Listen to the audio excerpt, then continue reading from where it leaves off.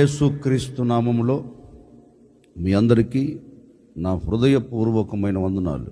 అందరికీ వందనాలు, దేవునికి స్తోత్రాలు. ప్రభు మీకు తోడే ఉండి ఈ దినమంతా మిమ్మల్ని ఆశీర్వదించి కాపాడును గాక. పరిశుద్ధ గ్రంథంలో నుండి యెషయా ప్రవచన గ్రంథం 66వ అధ్యాయం 13వ వాక్యమును నేను చదువుతా ఉన్నాను. మీ బైబిల్ తెరచి మీరు గమనించి చూడండి. ఒకని తల్లి వానిని ఆదరించున్నట్లు నేను మిమ్మును ఆదరించెదను.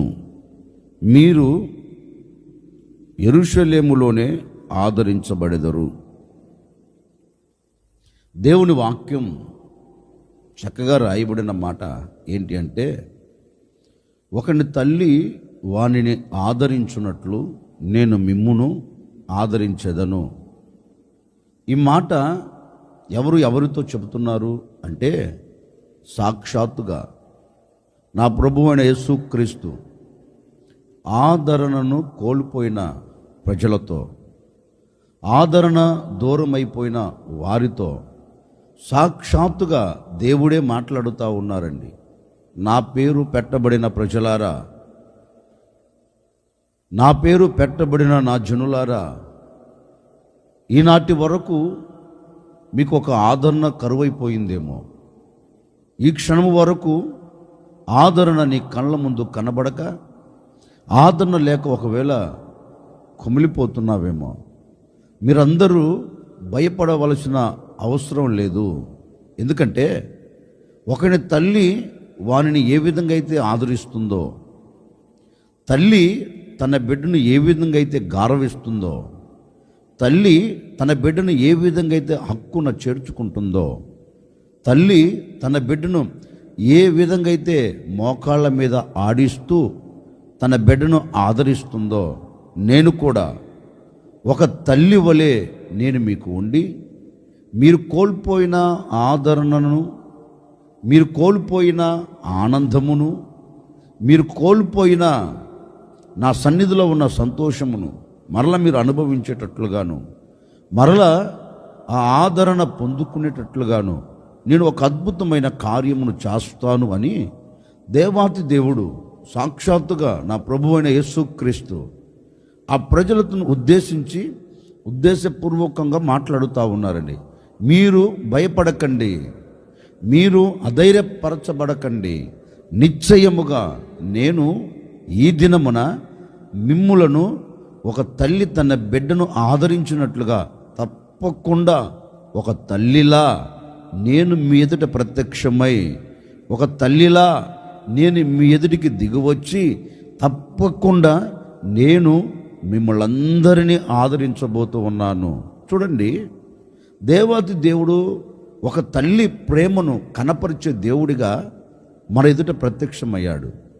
తల్లి తన బిడ్డను ఏ విధంగా ప్రేమిస్తుందో ఒక్క మాటలో చెప్పాలి అంటే, ప్రపంచంలో నరములాడుతూ ఉన్న ఏ నరుని జీవితంలో అయినా తల్లి ప్రేమకు, తల్లి ఆదరణకు సాటి అయినది, సరిపోల్చగలిగినది ఈ భూమి మీద ఏది మనకు కనపడదండి. ఒకవేళ మనుషులు ఆదరించినా ఆ ఆదరణ అంతవరకు నిలబడదు. ఒక మనిషిని ప్రేమించినా ఆ ప్రేమ శాశ్వతం కాదండి. అది కల్మషముతో నింపబడిన ప్రేమే. లోక ప్రేమ కానివ్వండి, మనుషుని ప్రేమ కానివ్వండి, అది తాత్కాలికమైనది. కానీ తల్లి ప్రేమ అలాంటిది కాదు. తల్లి ఆదరణ అలాంటిది కాదు. తల్లి ఆదరణ, తల్లి ప్రేమ ఎందుకు అంత ఘనంగా ఉంది అంటే, నవమాసాలు మోసి కని పెంచి పెద్దవారిని చేస్తుంది కనుక ఆ తల్లికి తెలుసు బిడ్డ విలువ ఏంటో, ఆ తల్లికి తెలుసు బిడ్డ సంగతి ఏంటో. అయ్యో, నా బిడ్డను నేను ఎందుకు దూరం చేసుకోవాలి, నా బిడ్డకు నేను ఎందుకు దూరంగా ఉండాలి, ఈ సమయంలో నేను తప్ప ఎవరున్నారు నా బిడ్డకి అని ఆ బిడ్డ చెంతకు చేరి అతడు కన్నీరు కారుస్తుంటే కన్నీరును తుడిచివేసి అతన్ని హక్కున చేర్చుకొని అతన్ని కౌగిలిలో దాచుకొని ఆ బిడ్డను ఆదరిస్తుందండి తల్లి. అలాగే నా ప్రభువైన యేసుక్రీస్తు కూడండి ఆ తల్లి ప్రేమ నీ ఎదుట కనపరచాలని, ఆ తల్లి ఏ విధంగా తన బిడ్డను ఆదరిస్తుందో ఆ విధంగా నేను ఆదరించాలని. ఎందుకని అంటే మానవుని కొరకు రక్తం చిందించింది ఆయనే, మానవుని కొరకు ప్రాణమును పెట్టింది ఆయనే, మానవుని కొరకు తిరిగి లేచింది ఆయనే. గనుక తన పోలికలో తన స్వరూపమందు చేయబడిన మానవుని కొరకు ఆయన ప్రాణము పెట్టి విలువ పెట్టి కొన్నాడు గనక, ఆయన విలువైన రక్తమును కార్చి సంపాదించుకున్నాడు గనక, అందుకు ఆయనకు తెలుసండి నా బిడ్డలు నేను ఎలా ఆదరించాలో, నా బిడ్డలను ఏ విధంగా నేను హక్కును చేర్చుకోవాలో, నా బిడ్డను ఏ విధంగా నేను ప్రేమించాలో ఆ కరుణామూర్తికి తెలుసండి. అందుకే ఆయన ఈ దినము నీతో చెప్పకనే చెబుతూ ఉన్నాడు. ఒకవేళ ఈ దినం వరకు ఎవరి ద్వారా నీకు ఆదరణ కరువైపోయిందేమో, నువ్వు అనుకొని ఉండవచ్చు, ఇంత కష్టకాలంలో నేను నిలబడిపోయాను, నా అనుకున్న వారందరూ దూరం అయిపోయారు, ఈ సమయంలో నన్ను ఓదార్చగలిగిన వాడు, నన్ను ఆదరించగలిగిన వాడు, ప్రేమతో 4 మాటలు మాట్లాడేవాడు నా ప్రక్క నిలిచి ఉంటే ఎంత బాగుండు అనుకొని ఒకవేళ ఆలోచిస్తున్నావేమో, ఒకవేళ ఆరాటపడుతున్నావేమో. నువ్వు అనుకున్న వ్యక్తులు, నువ్వు అనుకున్న వారు ఒకవేళ నిన్ను విడిచిపెట్టి వెళ్ళిపోయి ఉండవచ్చేమండి.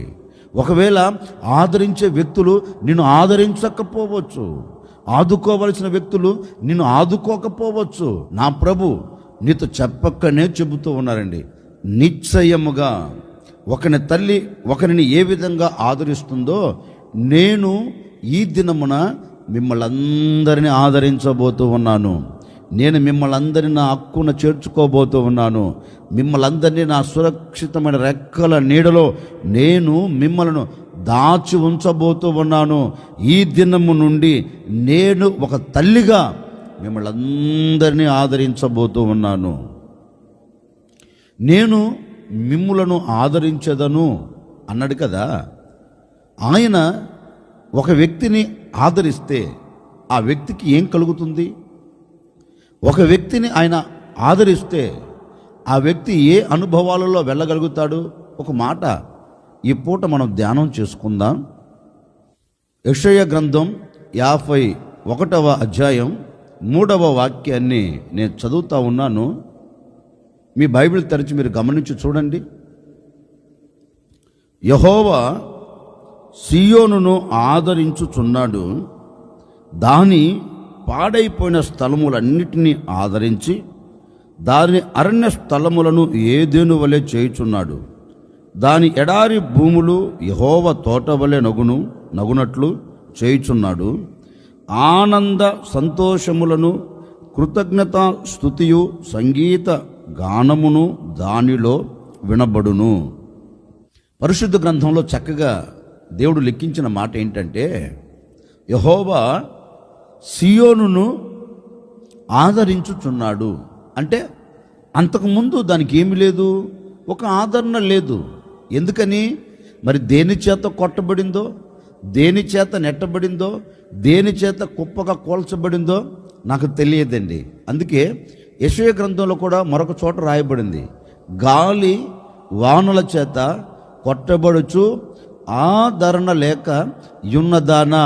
అంటే బహుశా ఈ సియోను అనే ఈ ప్రదేశం కావచ్చు, ఈ సియోను అనే ఒక కుటుంబం కావచ్చు, ఈ సియోను అనే ఒక సంఘం కావచ్చు, ఈ సియోను అనే ఒక వ్యక్తిగత జీవితం కావచ్చండి. ఒకవేళ ఏ గాలి వాన చేత కొట్టబడుచు, గాలి వాన చేత నెట్టబడుచు ఒకవేళ ఆదరణను కోల్పోయారేమో. నిజమే కదండి. ఈ రోజున ఏ కుటుంబాన్ని పలకరించినా ఆదరణ కరువైపోయింది. తల్లిదండ్రులను అడిగామనుకో, ఏంటండి ఇలా ఉన్నారు అని అడిగామనుకోండి, తల్లిదండ్రులు చెప్తారండి, అయ్యా 9 మాసాలు మోసి కనీ పెంచామయ్యా, పెద్దవారిని చేశామయ్యా, ఈ వృద్ధాప్యంలో మేము వచ్చిన తర్వాత వారు మమ్మల్ని పట్టించుకోవట్లేదయ్యా, వారు మమ్మల్ని ప్రేమతో పలకరించట్లేదయ్యా, వారు మమ్మల్ని ప్రేమతో అనురాగముతో ఆదరణతో కూడిన మాటలు మాతో మాట్లాడటం లేదయ్యా, కన్నాం పెంచాం పెద్దవారిని చేశాం, ఆఖరికి మమ్మల్ని వదిలేశారు అనే వ్యక్తులు ప్రపంచంలో కోకొల్లలుగా ఉన్నారండి. అందుకే ఒకవేళ ఏ గాలి వాన చేత నీ బ్రతుకు కొట్టబడుచు, నీ బ్రతుకు నెట్టబడుచు ఉన్నదేమో నాకు తెలియదండి. అందుకే వాక్యం ఉంటుంది, యెహోవా సియోనును ఆదరించుచున్నాడు. అంటే అంతకుముందు దేనితో కొట్టబడింది అది, అంతకుముందు దేనితో నెట్టబడి ఉంది, అంతకుముందు ఏదో ఆటంకాలు, ఆటుపోటులు, అవంతరాలు దాని చుట్టుముట్టు చేరి దాని చుట్టు పడవేసి దాని చుట్టూ నిలిచిపోయి దానిని ఒకవేళ ఆదరణను కోల్పోయేటట్లుగా చేసిందేమో నాకు తెలియదండి. బహుశా ఆ పరిస్థితిలో ఉన్నట్లుంది అది. ఆ సియోను అనే ప్రాంతం అలాంటి స్థితిగతుల మధ్యలో ఉంది. అందుకే సాక్షాత్తుగా దేవుడు సియోను గురించి చెప్తున్నారు, సియోను, ఒకవేళ ఈ క్షణం వరకు ఎవడు నిన్ను ఆదరించలేదో, నీ స్థలము పాడైపోయింది. నీ స్థలము పాడైపోయినందువలన ఆదరణను కోల్పోయావు. నీ స్థలము ఎండిపోయినందువలన నీవు ఆదరణను కోల్పోయావు. నీ స్థలం ఎడారిగా మారిపోయినందువలన నీ జీవితంలో సంతోషముతో కూడిన ఆదరణను లేకుండా పోయింది. నీ స్థలములో సంతోష గానములు లేకుండా ఒకవేళ నీ జీవితం అంతా గొప్పగా కోల్చబడిపోయిందేమో. ఇదిగో నేను నీతో మాట ఇస్తున్నాను అని ఆ సియోనుతో దేవుడు చెప్తున్నారు, నిశ్చయముగా ఈ దినమున నేను నిన్ను ఆదరించుచున్నాను. నేను నిన్ను ఎందుకు ఆదరించబోతున్నానో తెలుసా?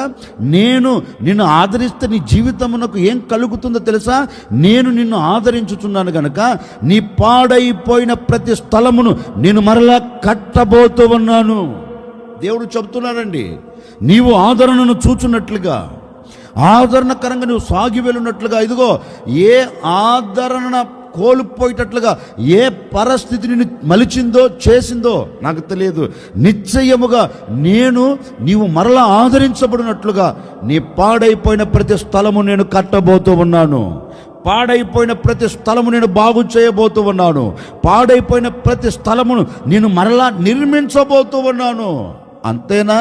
లేదు, పాడైపోయిన స్థలమును కట్టి నిన్ను ఆదరిస్తాను. ఇదిగో ఎండిపోయిన ఈ భూమిలో సెలయేరులు పారేటట్లుగాను, ఎండిపోయిన ఈ నేల మరల మొలకెత్తేటట్లుగాను, విత్తనము విత్తితే మొలకెత్తేటట్లుగాను నేను ఈ నేలను, ఎండిపోయిన ఈ ఎడారిని నేను ఏదెను తోట వలె, అంటే ఒక మాట నేను చెప్తాను వినండి, ఎండిపోయిన ఎడారిని ఏదెను తోట వలె చేస్తాడట. అంటే ఏదెను తోట వలె అంటే ఏంటంటే దేవుడు నివసించే ఒక స్థలముగా, దేవుడు నిలిచి ఉండే ఒక స్థలముగా. ఒక మాట చెప్పనా? దేవుడు నీ బ్రతుకుల్లో లేడు గనుకనే, దేవుడు నీతో సహవాసం చేయలేదు గనుకనే ఒకవేళ నీ జీవితం ఎండిపోయిందేమో, చిగురించవలసిన నీ జీవితం చిగురించబడకుండా ఒకవేళ ఎండిపోయిన స్థితిలో నిలిచిపోయిందేమో. అందుకే దేవుడు అంటారు, భయపడకు, ఈనాటి వరకు నేను నీతో లేను గనుక, ఈనాటి వరకు నీతో నేను ఉండలేదు గనుక ఒకవేళ ఎడారిగా మారిపోయిందేమో నీ బ్రతుకు, ఎడారిగా మారిపోయి ఆదరణను కోల్పోయావేమో, నిశ్చయముగా ఏదెను తోట వలె చేసినట్లుగాను నేను నివసించే యోగ్యమైన వ్యక్తిగా నిన్ను మలచబోతూ ఉన్నాను. ఇక మీదట నీ బ్రతుకుల్లో ఓ గొప్ప ఆదరణ నేను అనుగ్రహించబోతూ ఉన్నాను. ఏ ఆదరణ? అంతలో కనబడి అంతలో మాయమైపోయే ఆదరణ కాదండి. నా దేవుని ఆదరణ ఎలా ఉంటుందంటే, అంతవరకు మరలా నీ కంట కన్నీరు కనపడకుండా, మరలా నీ బ్రతుకుల్లో ఒక విచారం కనపడకుండా దేవుడు నీ జీవితమునకు సంతోషం ఇచ్చి సాగనంపుతాడండి. అందుకే సియోనుతో చెప్తున్నారు, సియోను, పాడైపోయిన స్థలం నేను బాగు చేస్తా, ఎడారిని ఏదెను తోట వల్ల చేస్తాను. నిశ్చయముగా నేను నీ బ్రతుకుల్లో సంతోషము కలుగునట్లుగాను, సంతోషం ఉట్టిపడినట్లుగాను, ఈ అరణ్య అనుభవాలు నీ బ్రతుకులో లేకుండా ఓ గొప్ప ఆదరణ దేవుడు సియోనుతో చెప్తున్నారండి. సియోను, ఈ అరణ్యమును ఏదెను తోట వలె నేను చేస్తాను, ఈ ఎడారిని యెహోవా తోట వలె, యెహోవా కోరుకునే తోట వలె నేను మార్చి ఒక గొప్ప ఆదరణ అనుగ్రహిస్తాను అని ఆ సియోనుకు ఆదరణ ఇచ్చి ఆశీర్వాదకరంగా నిలబెట్టిన దేవుడు నా ప్రభు నీతో చెప్పకనే చెప్తున్నాడండి. ఏ ఆదరణ నువ్వు చూడలేదేమో, ఒకవేళ గాలి వాన చేత కొట్టబడుచు గాలి వాన చేత నెట్టబడుచు, అది నీ చేతి పనిలో, నీ కుటుంబంలో, నీ పిల్లల జీవితంలో, నీ వ్యాపారంలో, నీ ఉద్యోగంలో ఏ విషయాల్లో కొట్టబడుతూ అలజడి చెందుతూ ఉన్నావో నాకు తెలియదండి. ఇదిగో ఓ సేవకుడిగా మనసారా కోరుకొని మాటలు మీతో చెప్తున్నాను. నా ప్రభువు తప్పక నీ ఎడల ఒక అద్భుతాన్ని జరిగించబోతూ ఉన్నాడు. నిశ్చయముగా గడిచిన దినాలు కొట్టబడినట్టుగా ఈ దినము నువ్వు కొట్టబడకుండా నా దేవుడు నిన్ను యెహోవా తోట వలె మార్చబోతూ ఉన్నాడు. యెహోవా తోట వలె చేసి నీకు ఆదరణ అనుగ్రహించబోతూ ఉన్నాడు. ఎండిపోయిన ఎడారిని ఏదెను వలె చేసి నీ బ్రతుకునకు ఆదరణ కలగ చేయబోతూ ఉన్నారు. ఏ విషయములో నీవు ఆదరణను కోల్పోయి అలమటిస్తున్నావో ఈ దినమున నా దేవుడు తప్పక నీవు చిగురు పెట్టేటట్లుగా దేవుడు అద్భుతం చేయబోతూ ఉన్నాడు. ఒక తల్లిగా నా దేవుడు ఆదరించబోతూ ఉన్నాడు. ఒక తల్లిగా నా దేవుడు నిన్ను ఆదరించబోతూ ఉన్నాడు. ఒక తల్లిగా నా దేవుడు నిన్ను ప్రేమించబోతూ ఉన్నాడు. ఇక మీదట ఈ దినమంతా నీవు ఆదరణ చూచుచు నీవు సాగి వెళ్ళుదువుగాక. ఈ దినమంతా నీవు ఎక్కడ నిలబడినా నా దేవుడు తప్పక నిన్ను ఓ తల్లిలా ఆదరించబోతూ ఉన్నాడండి. అందుకే లేఖనంలో రాయబడిన మాట ఏంటో తెలుసండి. ఓ తల్లి మోయాబు దేశం నుంచి బయలుదేరి వచ్చింది. లేఖనం అంటుంది, ఆ అమ్మ జీవితం ముడుబారిపోయింది. ఆ అమ్మ అనుకోని ఉండదండి, ఇక నా బ్రతుకు మారదు, ఇక నా జీవితం మారదు, నేను చిగురు పెట్టలేను, నేను ఆశీర్వాదకరంగా ఉండలేను. బహుశా అనుకున్నదేమో కాబోళ్ళు. తిన్నగా ఈ బెత్లెహేములో ఒక భూస్వామి అండి, ఆశీర్వాదకరంగా నిలబడిన వ్యక్తి పొలంలో అడుగుపెట్టి పరిగె వేరుకుంటుంది. అంతలో ఆసామి రానే వచ్చాడు. ఆసామి వచ్చి ఆ అమ్మను పిలిచి ఆ అమ్మతో చక్కని మాట అంటున్నాడండి. అమ్మా, నీవు నీ అత్తకు చేసినదంతా నేను విన్నాను గనుక నేను నిన్ను ఒక ఆశీర్వాదకరమైన మాటతో నేను ఆశీర్వదిస్తున్నాను అన్నట్లుగా ఆ అమ్మతో అంటున్నాడు. నీవు యెహోవా సురక్షితమైన రెక్కల క్రింద ఉండుటకు నీవు వచ్చితివి. ఆయన నీకు సంపూర్ణమైన బహుమానం లేక సంపూర్ణమైన ఆదరణ ఆయనకి ఇస్తాడు. నీవు చేసిన దానికి ఆయన ప్రతిఫలం ఇస్తాడు అని ఆ అమ్మతో ఈ బోయాజు చెప్తే ఆ అమ్మ చక్కని మాట అంటుంది. రూతు, అయ్యా, నేను నీ పనికత్తెలలో ఒకదానను కాకపోయినను, నేను నీ పనికత్తులలో ఒకదానిని అవకపోయినను, నీవు నాతో ప్రేమగా మాట్లాడి నీ మాటల చేత నన్ను ఆదరించావు. చూడండి, బహుశా ఆ అమ్మ అనుకొని ఉండదండి. ఎందుకంటే ముడుబారిపోయిన జీవితం కదండి. లోకమంతా కాకులై ఆ అమ్మను పొడిచారు. లోకమంతా ఒక ప్రక్క నిలిచి ఈ అమ్మను గుచ్చారు. లోకంలో ఉన్న జనులందరూ ఒక ప్రక్క నిలిచి సూటిపోటు మాటలతో ఈ అమ్మ హృదయాన్ని గుచ్చి పడవేశారండి. బహుశా ఆమె అనుకుని ఉంటుంది, ఇక మీదట నా బ్రతుకు ఎంతే, నా జీవితం అంతా కన్నీలమయం, నా జీవితం అంతా కష్టాలమయం, నా బ్రతుకు దినములన్నిట ఈ మాటలు నేను పడుతూనే ఉండాలేమో అనుకొని అడుగులు వేసి ఉంటుందండి. కానీ ఆ అమ్మ అనుకొనని రీతిలో ఇక నా బ్రతుకు ఇలా ఉండదు అనుకొని ఉంటుందండి. అనుకొనని రీతిలో దేవుడు ఆమెను ఒక ఓదార్పుతో కూడిన మాటను పంపి ఆమెను ఆదరించి ఏం చేశాడో తెలుసండి. ఏ పొలములో అయితే ఆదరించబడిందో, ఏ పొలములో అయితే ఆదరణతో కూడిన మాట ఆ అమ్మ విన్నదో అదే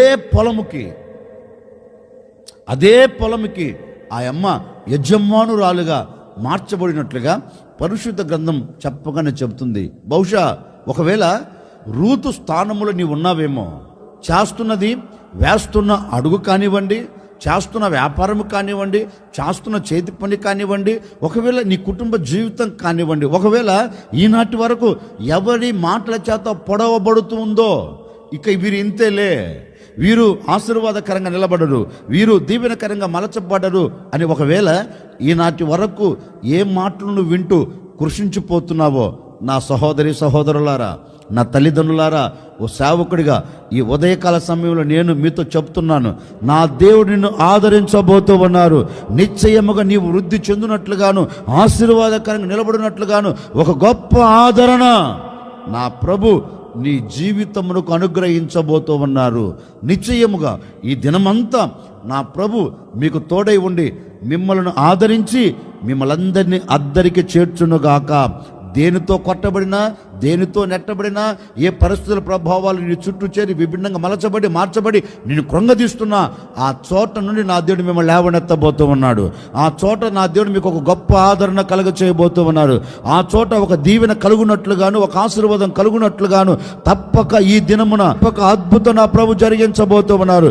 నిశ్చయముగా నేను ప్రకటించే యేసు నీ జీవితాన్ని ఈ దినమంతా ఆశీర్వాదకరంగా సాగి వెళ్ళునట్లుగాను నా దేవుని గొప్ప ఆదరణ నీకు కలుగునుగాక, నీవు అనుభవించదవుగాక. అందుకే లేఖనంలో చక్కగా గ్రంథస్థం చేయబడిన మాట ఏంటంటే, నేను ఒకని తల్లి వారిని ఆదరించినట్లుగా మిమ్మును ఆదరిస్తాను. ఆయన ఒక వ్యక్తిని ఆదరిస్తే ఏం కలుగుతుందో తెలుసండి? ఒక వ్యక్తిని ఆదరణతో కూడిన మాటలు ఆ వ్యక్తితో చెప్తే ఏం కలుగుతుందో తెలుసండి? ఆయన ఒక వ్యక్తిని ఆదరిస్తే ఎడారి ఏదెను తోట వలె మారుతుంది. ఆయన ఒక వ్యక్తిని ఆదరిస్తే అరణ్య భూములు యెహోవా తోట వలె మారుతాయి.